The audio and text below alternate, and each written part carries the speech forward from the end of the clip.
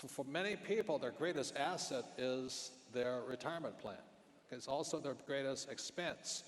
But it takes a different mindset to create that into income every single month, and that's what Erin does.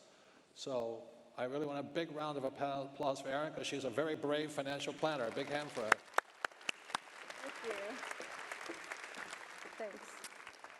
Well, thank you, everybody, and thanks for being here. As a pesky financial planner, I thought I would put all of what you've heard so far in some context. Now, Robert was very lucky. He had a rich dad and a poor dad to teach him some of these life's lessons. And I wasn't quite so lucky. I had a dad, but my dad died when I was 11, and he left my mom with 6 kids and a $10,000 life insurance policy. I'm going to tell you a little bit about my story, because then I'm going to put it into a context of what you need to be thinking about in terms of planning, and how I've developed a philosophy about money that's actually very similar to Robert's. In fact, we were developing it at the same time. I happen to use paper assets where he uses other assets. So you'll get a different perspective. So my story goes like this. Dad dies. Actually, my father was a very highly educated man. He was a PhD in psychology and a professor at Northwestern University. He decided to build a better life for himself and his family, and he borrowed against his teacher's pension plan, and he moved us all out to San Diego in order to start a clinic for early childhood education. Well, that all sounded really good, except he'd borrow against the pension, and he wrote a book. And we moved out to San Diego, and while he waited for his teacher credential to come through, he had to go out and sell cars to pay the bills. Remember, we were 6 kids and my mom. Well, 6 months later, on Valentine's morning, 1970, he died of a massive heart attack. And in one day, in 24 hours, our life changed forever. And we went from a middle-class family to poverty overnight. In fact, food stamps were a common thing. So all of us went to work, which is not a bad thing. I'm so glad I learned a work ethic at an early age. But each day we had to come home, and everybody had to contribute to the family finances, so I know what it feels like to be poor. I didn't have to have a dad to teach me how to do that. He taught me in a different way. My first job was at McDonald's, which was really a good experience. I was on my way to work one day, and I hit a guy on a motorcycle, and he was killed. Oh. And I was charged with involuntary manslaughter by the state of California. And unfortunately, when you're charged with a crime, you have to defend yourself. Now, we were very lucky. I'm one of these people that actually likes lawyers instead of not likes lawyers, because this very kind man met with my mother and me and said, "Well, Mrs. McGowan, let me explain something. This is purely a matter of economics. If your daughter will just plead guilty to these charges, I won't charge you anything. I'll just enter the plea, and she'll get whatever the sentence the state hands down to her. But if she wants to defend herself, it's going to cost you a lot of money." Well, ladies and gentlemen, money wasn't a resource that we had. So my mother picked up her purse, graciously thanked the man, and said, "Thank you so much. She'll just plead guilty." And of course, I was horrified. I was following my mother out of the room crying and said, "Mother, please don't make me plead guilty to killing another human being. Mom, I didn't mean it. I didn't go get a gun." And she looked at me with the saddest eyes and she said, "Honey, I am so sorry. We have no money, and therefore we have no choice." And ladies and gentlemen, that was the day that I learned that money buys you choices. And it was not a really fun way to learn that concept. So we went home, and fortunately my older brothers and sisters said, "Mother, we can't let her plead guilty to killing somebody. She'll be screwed up for the rest of her life." Now, truthfully, some people think I am, but we'll let that go for now. So fortunately, my mother had done one really good thing. With the $10,000 my father had left her, she took $2,000 and she'd bought a house in San Diego County. And it had appreciated in value some. And so my brother suggested, let's take a second mortgage out against the house to pay for Erin's defense, which we did. And let me assure you, at the time, it was the best money we'd ever spent, because I found out in going through the trial and the depositions, and by spending that money and having expert witnesses, that in fact, I didn't hit him, he hit me. But there'd been no witnesses, and so it took expert witnesses and measuring skid marks, and we found out that he was 18, he'd borrowed the motorcycle that morning, went joyriding. He was going 47 in a 25-mile-an-hour zone, and I was going 17. So fortunately, the judge saw the evidence in 15 minutes, said, he threw the case out and said, take this little girl home, she's been through enough. Well, shortly after we got home, 3 weeks later, of course, the family of this young man sued my mother and me for a ridiculous amount of money. And ladies and gentlemen, I have clients, very wealthy clients in over 30 states, and as I tell my story to each and every one of them, in order to make this one point, if my clients, if all of you who are accumulating this wealth and these assets, if you were sued for a ridiculous amount of money, which of the assets on your balance sheet would be available to satisfy a judgment? Do you know? Do you even know? Because let me tell you, when an accident happened, or anything like that, it could be your child coming, it could be your grandchild borrowing your automobile, they trace it back to the person with the assets. So we spend a good bit of time in our practice on asset protection strategies. If you're going to create wealth, for goodness sake, make sure you protect it. Well, let me finish the story by saying it was all good. We got through the criminal trial, we got through the civil trial, and by the time I was 20 years old, believe it or not, I'd actually saved $22,000. And people go, wow, that's really cool, that's good. Well, the truth of the matter is, part of it was because I went on the Wheel of Fortune and I won.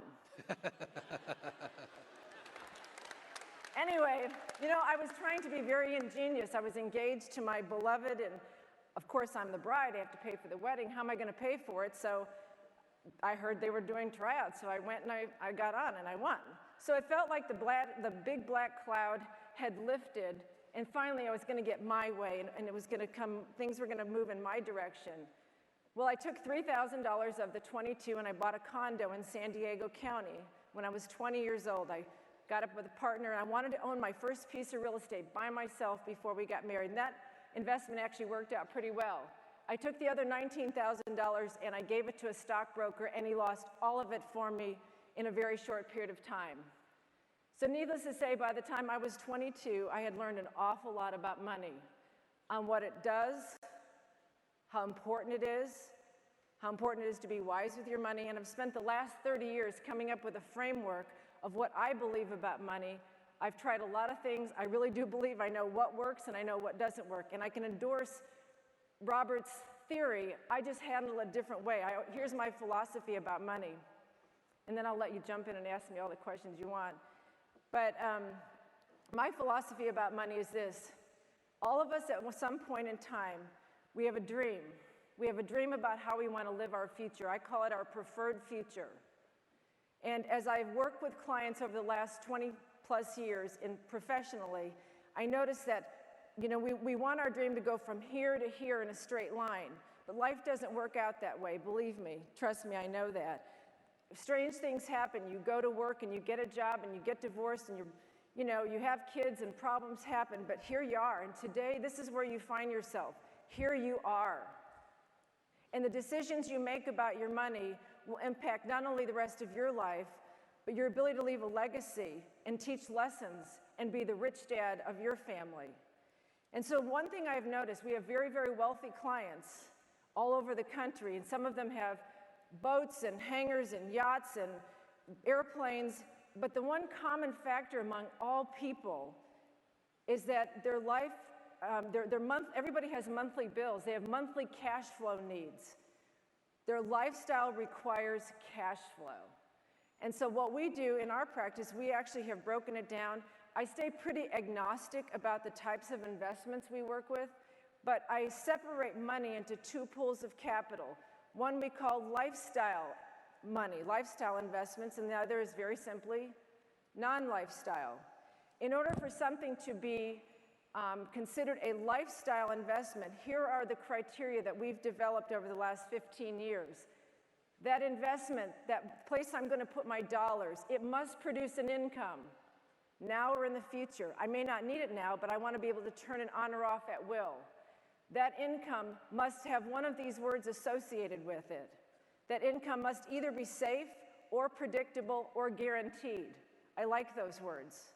Then I'm going to take those dollars, those assets, and I'm going to put it, if possible, in some kind of a legal wrapper to provide asset protection on those dollars. Because the last thing in the world I need is to be sued and have those dollars able to be taken away and to satisfy a judgment. Been there, done that, got the t-shirt. And if possible, of course, I want capital appreciation of my dollars, and I would also, because I want the asset protection, I want capital appreciation. So the nice thing during the last financial crisis with our clients, I was telling Robert's wife, Kim, last night that it was really nice. We have adhered to this philosophy for so many years. It's just second nature to us. So when the financial collapse happened, our clients called and said, oh, yeah, that's right. You've always said that there could be some downward trend in the market and that we wouldn't be affected because my money's still coming in. Is this what you were talking about? And I go, yep, that's what I was talking about. He goes, okay, I got to go. I got a tea time. I mean, literally, that was the extent of the panic in my office. Because we've always focused on cash flow, we happen to call it lifestyle. And that's my story, and I'm sticking to it.